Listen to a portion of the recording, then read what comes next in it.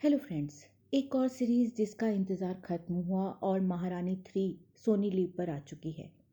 बिहार की सामाजिक और राजनीतिक घटनाक्रमों को इस सीरीज में जिस तरह से पेश किया गया है वो काफ़ी रोचक है।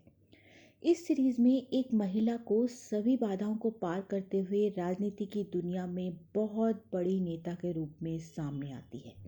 स्टोरी वहीं से शुरू होती है जहां पिछले सीजन की कहानी खत्म हुई थी। रानी भारती यानी हुमा कुरैशी 3 साल से जेल में हैं। उनके राजनीतिक सलाहकार मिश्रा जी यानी प्रमोद पाठक रानी भारती को बार बार जमानत पर जेल से बाहर आने को की सलाह देते हैं, लेकिन रानी भारती हर बार मना कर देती है। इसी बीच रानी भारती के बच्चों पर हमला होता है। फिर रानी भारती जमानत पर बाहर आती हैं। इधर बिहार के मुख्यमंत्री नवीन यानी अमित सियाल अपने कैबिनेट के मंत्रियों को साथ लाने में बिजी हैं और कुछ को वो भाव ही नहीं देते हैं। वो नया बिहार बना रहे हैं, वो भी नशा बंद करके। लेकिन बिहार में अवैध शराब बन भी रही है और गफूर और गफ्फार के नाम से सबके पास पहुंच भी रही है। रानी भारती के विरोधियों को लगता है कि रानी भारती जेल में रहकर पढ़ाई पूरी कर रही है, लेकिन रानी भारती अपनी सेना तैयार कर रही है। क्या जेल से बाहर आने के बाद ना सिर्फ खुद को भीमा भारती यानी सोहम शाह की हत्या के आरोप से वो बेकसूर साबित कर पाएंगी, क्या रानी भारती अपने विरोधियों को पटकनी दे पाएंगी, क्या एक बार फिर बिहार की सियासत में अपने कदम जमा पाएंगी? ये जानने के लिए आपको सीरीज़ देखनी होगी। सीरीज़ के क्रिएटर सुभाष कपूर ने इस सीरीज़ की कहानी नंदन सिंह और उमा शंकर सिंह के साथ मिलकर लिखी है। स्क्रिप्ट बहुत अच्छी है और कसी हुई है और डायलॉग भी काफ़ी अच्छे हैं। रानी भारती का एक डायलॉग, जब मैं चौथी पास थी तो बिहार की राजनीति को हिला दिया था, तो सोचो मैं ग्रेजुएट हो गई तो क्या होगा, बहुत मज़ेदार है।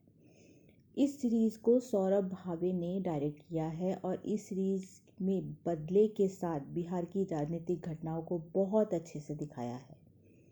एक बार फिर हुमा कुरैशी ने रानी भारती के किरदार को और ज़्यादा मज़ेदार और ज़बरदस्त बनाकर पेश किया है। वो हर बार की तरह इस बार भी अपने किरदार को मानो जीती हैं और छा जाती हैं। नवीन की भूमिका में अमित सियाल काफ़ी जम रहे हैं और सीरीज़ की मजबूत कड़ी भी हैं। नवीन कुमार ने बिहार के मुख्यमंत्री के किरदार को बखूबी निभाया है। प्रमोद पाठक एज मिश्रा जी पहले की तरह वफादार और रानी के राजनीतिक सलाहकार के रूप में पहले की ही तरह हिट है। राज्यपाल के रोल में अतुल तिवारी बिल्कुल फिट है, मतलब वो राज्यपाल जैसे लगते हैं। कन्नी कुशरुति एज रानी भारती की असिस्टेंट के रूप में अच्छी हैं। विनीत कुमार एज गौरी शंकर की एक्टिंग अप टू मार्क है, पूरे पॉलिटिशियन बने नजर आते हैं वो। देवेंद्र भट्टाचार्य एज मार्टिन अभी भी अपनी रिसर्च में जुटे हैं और अपने किरदार में फिट हैं। अनुजा साते एज कीर्ति भी अपने रोल को अच्छे से निभाती हैं। नेहा चौहान एज कल्पना कौल भी अपने किरदार के साथ न्याय करती हैं। सोहम को एक ही एपिसोड में जगह मिली है और उनको स्क्रीन टाइम कम मिला है। सुकुमार टुबे एज दुलारी यादव को कम स्क्रीन टाइम मिला है, लेकिन अपने किरदार को अच्छे से निभाते हैं। अनुष्का कौशिक एज शिल्पा अग्रवाल, अमर सिंह, विष्णा भानु, रॉबिन दास और बाकी सभी कलाकारों ने बहुत अच्छी एक्टिंग की है। सीरीज़ में नेगेटिव ये है कि 8 एपिसोड की सीरीज़ में लास्ट के 4 एपिसोड जल्दी से सिमटते लगते हैं और तीसरे सीज़न में पूरा पॉलिटिक्स से भरा पड़ा है। राजनीति में इंटरेस्ट रहने वाले लोग बिहार की राजनीति से अच्छी तरह परिचित हैं। भले ही इस सीरीज़ की कहानी, किरदार, घटनाएं, कानूनी प्रक्रिया सब काल्पनिक बताए जा रहे हैं, लेकिन आप इसकी राजनीति से रिलेट आप कर पाएंगे। रानी भारती और नवीन अपनी अपनी विरासत को बचाने के लिए जो राजनीतिक दाव पेच खेलते हैं वो देखना इंटरेस्टिंग है।